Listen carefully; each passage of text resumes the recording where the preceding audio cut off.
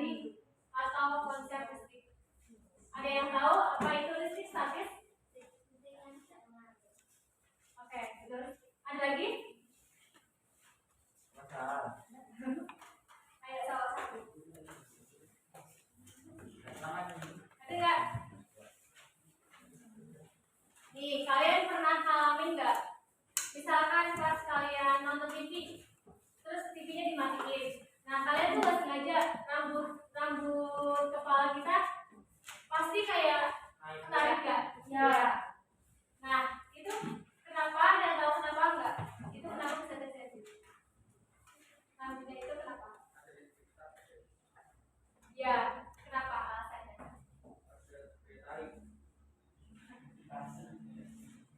Ya kan? Apa? Jadi itu tuh karena elektron yang ada di layar TV itu mengalir ke kulit. Jadi kayak rambutnya itu kayak gitu loh, kayak tarik sama elektron yang ada di layar TV-nya itu. Bisa dipahami nggak? Bisa. Nah, tujuan pembelajaran pada kali ini yang pertama itu peserta didik mampu menjelaskan pengertian dari listrik statis.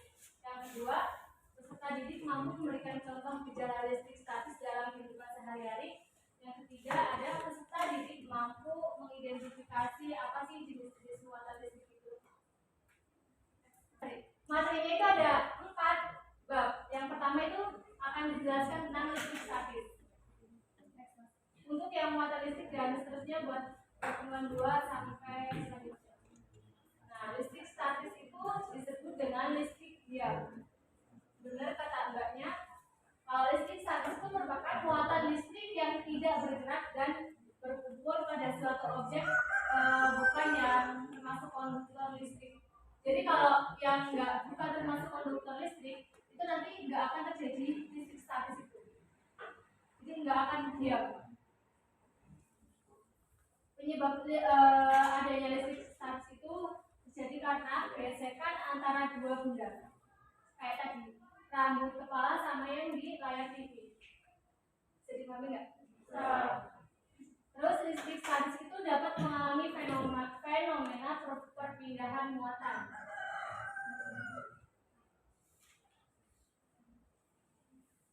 Tadi udah kan? Nah, listrik statis itu terjadi karena pertama itu ada atom. Atom merupakan satuan penyusun materi yang terdiri atas inti atom, awan elektron bermuatan negatif yang mengelilinginya.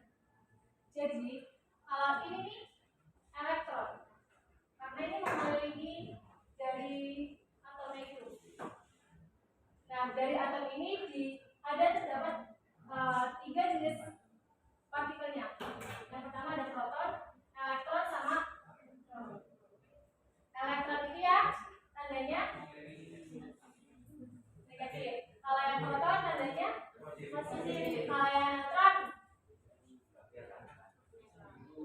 ya betul. Kalau neutron itu yang netral. Bisa dimakan nggak? Bisa. Muatan listrik itu ada 2, positif sama negatif. Berarti sama aja kayak proton sama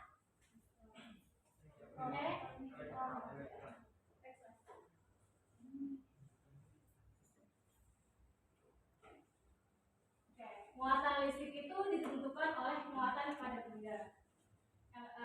Elektron dapat berpindah ke atom lain, kalau proton itu tidak dapat berpindah ke atom yang lain. Udah nggak? Udah? Selanjutnya itu ada muatan atom. Muatan atom itu dibagi menjadi 3. Muatan atom positif, terus negatif, sama yang tidak bermuatan. Kalau yang positif itu jumlah protonnya itu lebih banyak dari elektron. Bisa dipahami nggak? Bisa. Kalau atom yang bermuatan negatif itu elektronnya lebih banyak daripada proton. Kebalikan dari itu ya, proton ya. Itu kalau yang muatan negatif. Nah, kalau yang tidak bermuatan, jadinya antara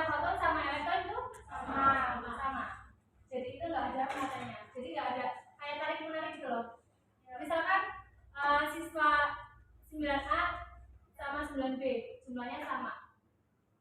Berarti itu atomnya apa? Jenis atom apa? Tidak bermuatan. Seperti itu ya, bisa dipahami ya? Sifat muatan listrik. Nah, kayak tadi ada yang tandanya muatan positif, positif sama positif, ada yang negatif sama negatif. Jika benda yang bermuatan sama atau sejenis didekatkan pada jarak tertentu, maka akan tolak menolak. Misalkan nih, anak A sama anak B, cewek, didekatkan, sama-sama perempuan loh ya, didekatkan. Apakah itu akan terjadi tarik menarik nggak? Nah, ini diibaratkan kayak orang, kayak magnet deh, magnet antara yang positif sama negatif, kutub positif sama kutub negatif.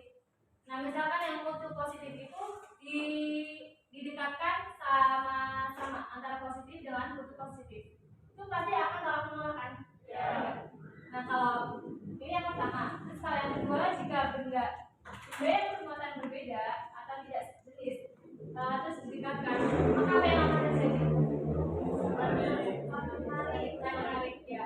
Misalkan tangan kiri saya itu positif, tangan kanan saya itu negatif.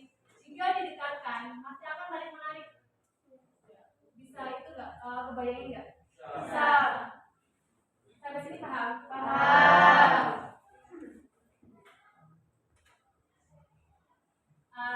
Nah, selain tadi ada penerapan listrik dalam kehidupan sehari-hari. Itu pada kelistrikan pada sel saraf. Ini tahu nggak gambar apaan?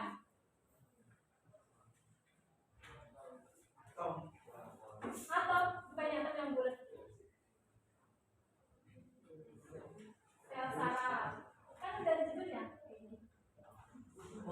Nah, kenapa sih sel saraf itu terdapat listrik statis? Karena tidak semua manusia, tidak semua tumbuhan itu memiliki listrik statis. Nah, perjalanan impulus saraf menuju ke efektor atau otot itu sangat cepat karena pada kelistrikan itu, proses kelistrikan pada sel saraf, unit struktural dari sistem saraf itu disebut dengan neuron. Jadi di sel saraf ini itu terdapat neuron. Nah, kenapa itu sih di sel saraf itu terjadi listrik statis? Ya karena yang pertama ini adanya, nah, neuron itu tersusun dari badan sel dan uluran-uluran yang keluar dari badan sel. Di efektor terus terdapat inti. Inti itu bagian tengah, kayak nukleus gitu loh. Ya. Terus badan kompleks Golgi neurofibril, sehingga neuron itu mampu bermetabolisme. Paham nggak? Uluran neuron itu pendek dan bercabang-cabang disebut dengan dendrit. Kelihatan nggak gambarnya? Kayak cabang akar. Sama kalau yang panjang itu disebut neurit atau akson. Yang mana coba?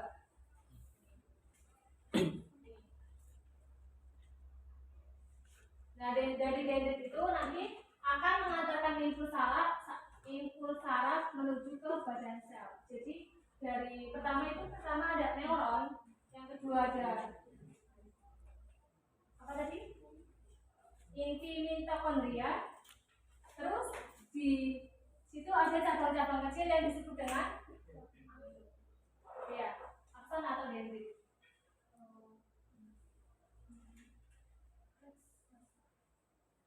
Nah, penerapan dalam kehidupan sehari-hari itu ada hewan penghasil listrik.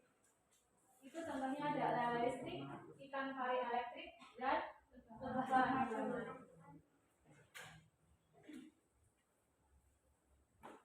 Selain dari hewan listrik, terdapat juga dalam teknologi. Kalian pernah lihat nggak mesin pengecek mobil?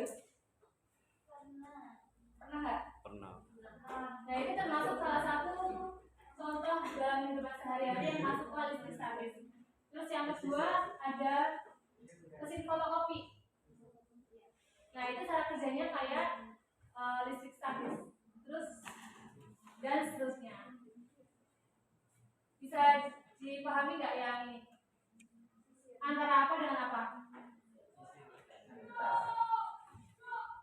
Kalian tahu nggak sih kenapa sih itu si kertas itu nempel pada sisir?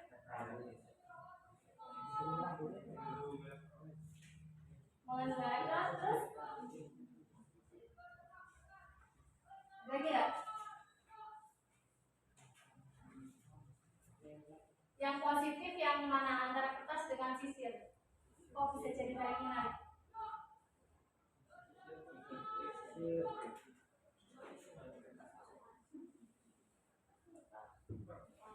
Apa? Kertas. Kalau yang penggaris dengan ini bahkan penggaris ya, jangan mata. Penggaris dengan kertas mana yang positif, mana yang negatif?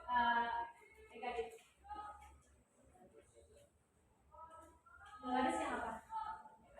Negatif. Oke. Untuk langkah ini ibu akan bagi 6 kelompok. Kita bagi ya dari kiri ke belakang 1, 2, 3, 4, 5, 6. Terus nanti kalian 1, 2, 3, 4, 5, 6. Jadi mulai 2, 1, 2, 3, 4,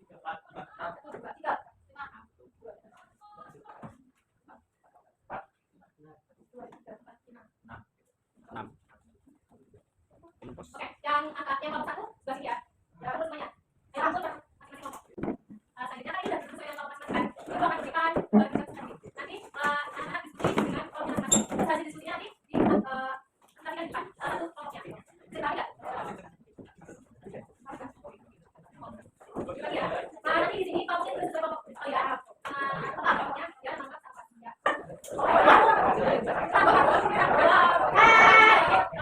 Diskusi tak kasih terus ya.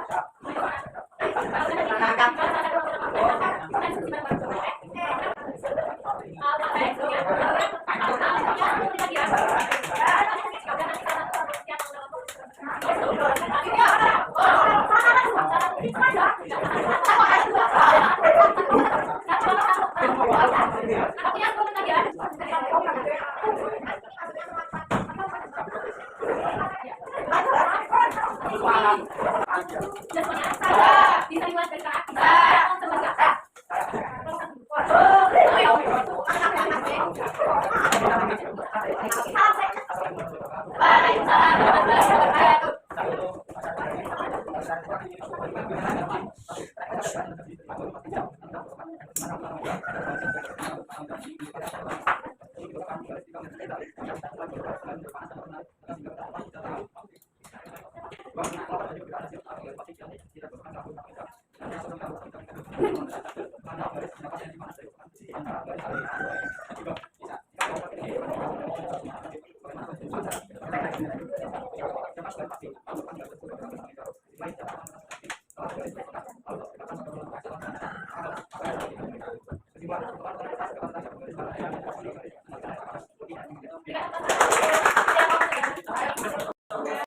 bisa disimpulkan bareng-bareng nggak? Yang pertama apa? Penggaris plastik dapat menarik kertas karena adanya kertas dengan kertas bisa menempel penggaris karena muatan elektronnya itu lebih banyak daripada penggaris plastik. Bisa dipahami nggak? Bisa. Untuk mengakhiri pembelajaran hari ini kita doa dulu ya. Doa selesai.